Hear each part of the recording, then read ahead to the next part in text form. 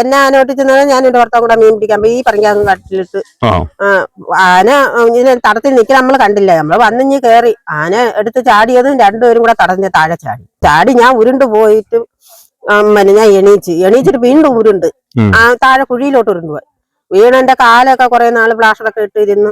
അത് കഴിഞ്ഞ പിന്നെയാണ് ഇപ്പൊ അണ്ണായി പണിക്ക് പോയപ്പോഴത്തേക്ക് ബാബു എന്റെ ഉടപ്പം തന്നെയാണ്, രണ്ടാമത്തെ അണ്ണനാണ്. പണിക്ക് പോയ 5ന്റെ ഇങ്ങനെ അവന്റെ പെണ്ണൊന്ന് പറഞ്ഞ് ഇതേപോലെ ചേട്ടനെ പണിക്ക് പോയിട്ട് അവിടെ ചെന്നിട്ടില്ല എന്ന് പറഞ്ഞു. അങ്ങനെ എന്റെ ഭർത്താവിന്റെ അടുത്ത് പറഞ്ഞു. എന്റെ ഭർത്താവും എന്റെ മക്കളും വേറെ പിള്ളേരന്മാരും കൂടെ തിരക്കിപ്പോയി. 3 ദിവസം വരെയും തിരക്കി.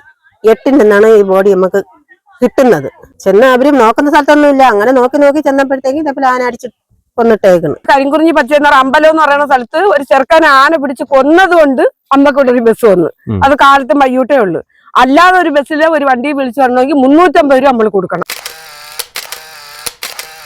വനവാസികളുടെ ജീവിതവും അവരുടെ അതിജീവനവുമായി ബന്ധപ്പെട്ട നിരവധി കാഴ്ചകളാണ് ഗ്രീൻ മീഡിയ വിഷൻ ചാനൽ നിങ്ങളുടെ വിരൽത്തുമ്പിലേക്ക് എത്തിക്കുന്നത്.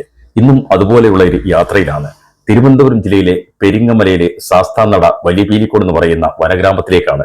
വളരെ ദുർഘടമായ പാതകൾ താണ്ടി 4-5 കിലോമീറ്റർ യാത്ര ചെയ്താണ് ഞങ്ങൾ ആ വനഗ്രാമത്തിലെത്തിയത്. ആനകളും മറ്റു വന്യമൃഗങ്ങളും മേയുന്ന ആ ഗ്രാമത്തിലെ ജനങ്ങളുടെ അവസ്ഥ അവരെ നേരിൽ കണ്ട് നിങ്ങളെ അറിയിക്കാനായിട്ടാണ് ഈ യാത്ര. ഏതായാലും നിങ്ങൾ ഈ സാഹസിക യാത്ര കണ്ടാൽ മാത്രം പോരാ, നിങ്ങൾ നമ്മൾ പൂർണ്ണമായും സപ്പോർട്ട് ചെയ്യണം. അതുകൊണ്ട് തന്നെ ഇതുപോലുള്ള വീഡിയോകൾ വീണ്ടും നിങ്ങൾക്ക് തരാൻ കഴിയും. അപ്പോൾ നമുക്ക് ആ ഗ്രാമത്തിന്റെ കാഴ്ചകളിലേക്ക് പോകാം. കൂടാതെ അവരുടെ ദുഃഖങ്ങളും ദുരിതങ്ങളും ഒക്കെ അനുഭവിച്ചറിയുകയും ചെയ്യാം.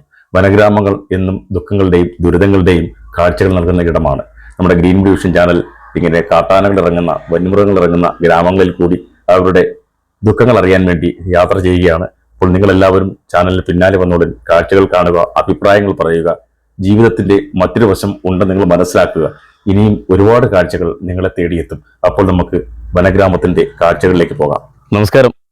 ഗ്രീൻ മീഡിയ വിഷൻ ചാനലിന്റെ ആനകൾ ഇറങ്ങുന്ന ഗ്രാമം എന്ന സ്റ്റോറിയുടെ ഭാഗമായിട്ട് ഇപ്പോൾ നിൽക്കുന്നത് നമ്മുടെ കുളത്തൂപ്പുഴയിലെ ശാസ്താനടയ്ക്കടുത്തുള്ള വലിയ വിലിക്കോട്, അതുപോലെ കന്യമാർ ചതുപ്പ്, അങ്ങനെ ഒത്തിരി ചതുപ്പുകളുണ്ട്. എനിക്കെല്ലാം പറയാൻ പറ്റുന്നില്ല. ഹെരപ്പിൻ ചതുപ്പ് അങ്ങനെയുള്ള സ്ഥലത്താണ് നിൽക്കുന്നത്. അപ്പോൾ നമ്മൾ ഒത്തിരി യാത്രാക്കാഴ്ചകളിൽ വനഗ്രാമങ്ങളിലെ ജനങ്ങളുടെ ദുസ്സഹമായ ജീവിതം, പക്ഷെ അവര് ഇങ്ങനെ വർഷങ്ങളായിട്ട് എല്ലാം സഹിച്ചും ക്ഷമിച്ചും ഒക്കെ ജീവിക്കുകയാണ്. ഞാൻ ഈ നിൽക്കുന്ന ഭാഗം എന്ന് പറയുന്നത് വളരെ ഡേഞ്ചർ ആയിട്ടുള്ള ഒരു ഫോറസ്റ്റ് ഏരിയ ആണ്. ഇപ്പോൾ ഈ കാണുന്ന ഭാഗമൊക്കെ പറങ്ങാങ്കൂപ്പാണ്. അതിനപ്പുറത്ത് ഒരുപാട് താമസക്കാരുണ്ട്. കൃഷിയൊക്കെ ആനകൾ നശിപ്പിക്കുന്നു. അതുപോലെ പുലിയും മറ്റു വന്യമൃഗങ്ങളെല്ലാം ഉണ്ട്. 3 പേരെ ആന ചവിട്ടിക്കൊന്ന സ്ഥലം കൂടിയാണ്. അതിനുശേഷം ഇപ്പോൾ ഒരു KSRTC സർവീസ് ശാസ്താനടവരുണ്ട് വൈകിട്ടും രാവിലെയും. എങ്കിലും ഇവർക്ക് പുറത്ത് പോകണമെങ്കിൽ 1-2 പേര് ഒരുമിച്ചോ അല്ലെങ്കിൽ വാഹനങ്ങൾ ഉണ്ടെങ്കിലൊക്കെ പോകാൻ പറ്റും. അതൊക്കെ നമുക്ക് ഇവിടെ എല്ലാവരും ഈ അമ്മച്ചിമാരൊക്കെ പറയുന്ന കാര്യങ്ങളൊക്കെ കേട്ട് മുന്നോട്ട് പോകാം. അവർക്കാണ് ഒരുപാട് കാര്യങ്ങൾ പറയാനുള്ളത്. ചേച്ചി എത്ര വർഷമായി താമസമായിട്ട്? എന്നെ ഇവിടെ കൊണ്ടുവന്നിട്ട് 10-40 വർഷമായി. വരുമ്പോഴും ഇത്ര വലിയ കാടും മൃഗശല്യം ഉണ്ടെങ്കിൽ ഇത്ര ശല്യം ഇല്ല. അന്നൊന്നും ഇത്ര ശല്യം ഇല്ല. ഇവിടെ നിന്ന് 1 തൊട്ട് 10 വരെ മടത്തറ സ്കൂളിലാണ് പിള്ളേർ പഠിക്കാൻ പോണത്.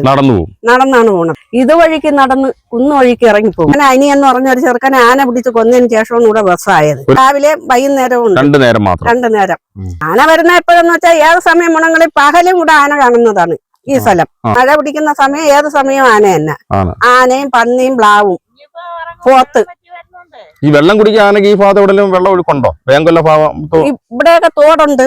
കുളത്തൂപ്പുഴ റേഞ്ചിലെ പെരിങ്ങമല പഞ്ചായത്തിൽ വരുന്ന ശാസ്താനടയിലെ വലിയ പീലിക്കോട് എന്ന് പറയുന്ന സ്ഥലത്താണ് നിൽക്കുന്നത്. നിങ്ങൾക്കറിയാം, ഈ വന്യമൃഗങ്ങളുടെ ശല്യം കൊണ്ട് വാർത്തകളിൽ നിറഞ്ഞു നിന്ന ഒരു സ്ഥലമാണ്. എന്നോടൊപ്പം നിൽക്കുന്ന ലളിത ചേച്ചിയാണ്.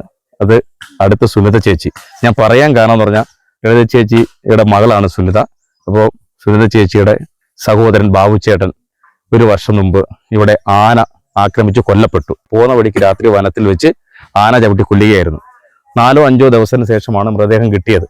അങ്ങനെ ദാരുണമായ 3 മരണങ്ങളാണ് നമ്മുടെ ഈ ശാസ്താനട വലിയ പീലിക്കോട് ഇങ്ങനെയുള്ള ഭാഗങ്ങൾ നടന്നത്. അപ്പോൾ നിങ്ങൾക്ക് എല്ലാവർക്കും അറിയാം, ഈ വനജീവിതം വളരെ ദുസ്സഹമാണ്. അതുകൊണ്ട് വനം വകുപ്പ് മന്ത്രിയും വനം വകുപ്പും ഒക്കെ ഒരു നല്ല രീതിയിലുള്ള നടപടികൾ സ്വീകരിച്ച് 15 ലക്ഷം രൂപ കൊടുത്താൽ അവർ മാറിപ്പോകാൻ തയ്യാറായി നിൽക്കുന്നവരാണ്. ആ വനവാസികൾ ഇവിടെയുള്ള ജോലികളൊക്കെ ചെയ്ത് ഇങ്ങനെ കഷ്ടപ്പാടോടെ ജീവിക്കുന്നത്. അപ്പോൾ അങ്ങനെ ഒരു ബുദ്ധിമുട്ടുണ്ടായ കുടുംബത്തിനൊപ്പമാണ് ഞാൻ നിൽക്കുന്നത്. അപ്പോൾ ഇനിയും വേണ്ടത് ഇവർക്ക് പുനരധിവാസം നടത്തുവാനുള്ള ഒരു സാഹചര്യം സർക്കാർ ഉണ്ടാക്കി കൊടുക്കുക എന്നതാണ്. ഇപ്പൊ ശാസ്താനടയിൽ നമ്മുടെ ആന കൂപ്പിന്റെ അടുത്ത് വെച്ച് ആക്രമിച്ച് മരിച്ചത് അമ്മയുടെ മോനല്ലേ, ബാബു.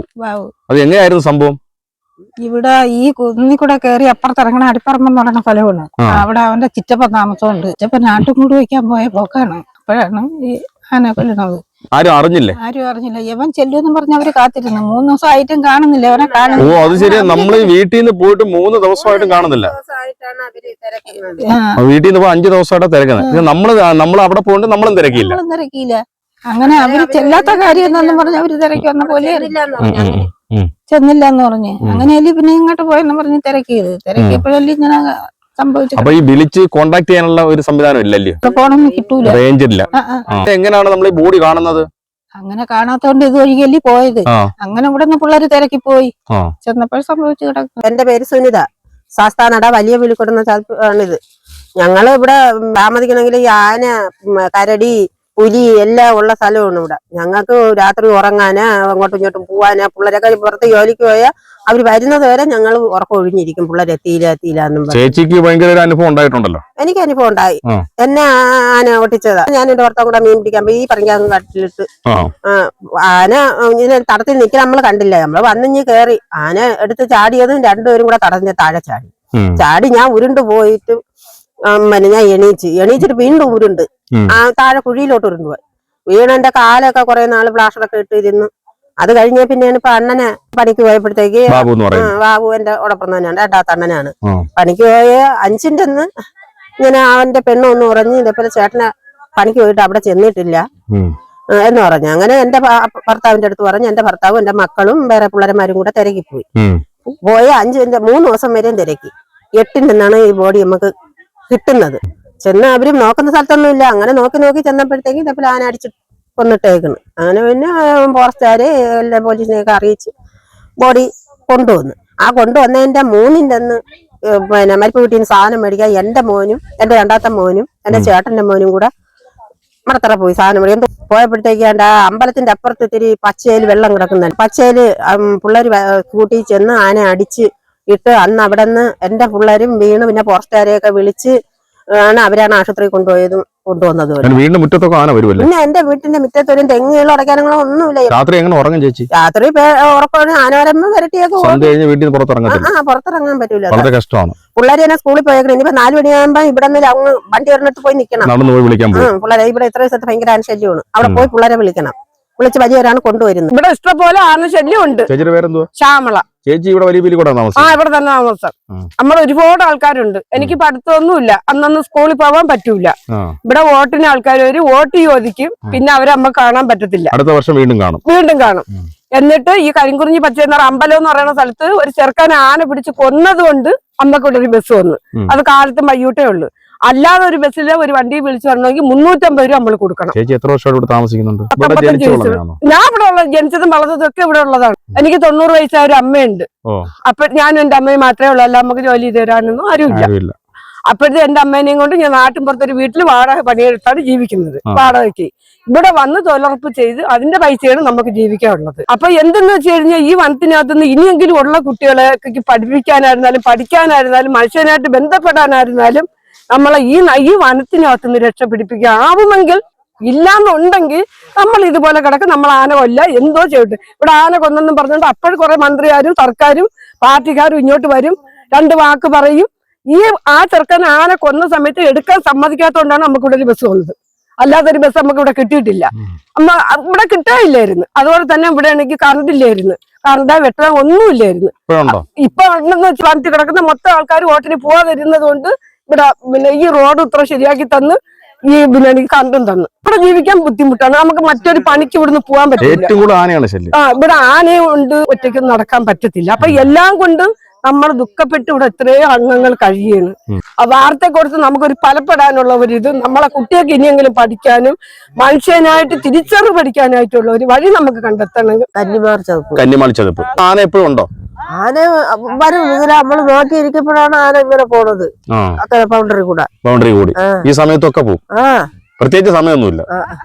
അതിന് എപ്പോഴും വേണമെങ്കിലും പോവുകയും വരെയും ചെയ്യാല്ലേ. എല്ലാം സന്ധ്യാകുമ്പോ അക്കരെയൊക്കെ കാട്ടിലൊക്കെ വന്നിടുന്ന് വിളിക്കുകയും പോവുകയൊക്കെ ചെയ്യണം. കരടി ശല്യം ഉണ്ടോ? അതൊന്നും ആരും ഇതുവരെ മനുഷ്യനെ ശല്യം ചെയ്തിട്ടില്ല. വിളിക്കണത് കേൾക്കാം. ഇറക്കൊല്ലായാലും അക്കരെ കാട്ടിലൊക്കെ മൃഗങ്ങളുടെ ഇടയിൽ ഇങ്ങനെ ജീവിക്കുക. അങ്ങനെ ജീവിക്കുക വർഷങ്ങളായിട്ട്. എത്ര വയസ്സുണ്ട്? എനിക്ക് 70 വയസ്സ്. 70 വയസ്സ്. എത്ര വർഷം ഇവിടെ താമസമായിട്ട്? വർഷങ്ങള് പിന്നെ പെരിങ്ങമല പഞ്ചായത്തിലെ കുളത്തൂപ്പുഴ റേഞ്ചിൽ വരുന്ന ഭാഗത്താണ് നിൽക്കുന്നത്. ശാസ്താനടയിലെ വലിയ ബീരിക്കോട് എന്ന് പറയുന്ന സ്ഥലത്ത് നിന്നാണ് ഈ വാർത്ത നിങ്ങൾക്ക് തരുന്നത്.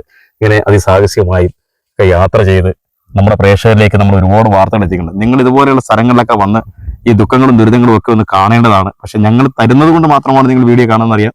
എല്ലാവർക്കും വരാൻ പറ്റുന്ന സ്ഥലമല്ല. അപ്പോൾ നമ്മുടെ ഗ്രീൻ മീഡിയ വിഷൻ യാത്രകൾ അവസാനിക്കുന്നില്ല, യാത്രകൾ തുടർന്നുകൊണ്ടേയിരിക്കും. ഇനി നമുക്ക് അടുത്തൊരു എപ്പിസോഡുമായി വീണ്ടും കാണാം.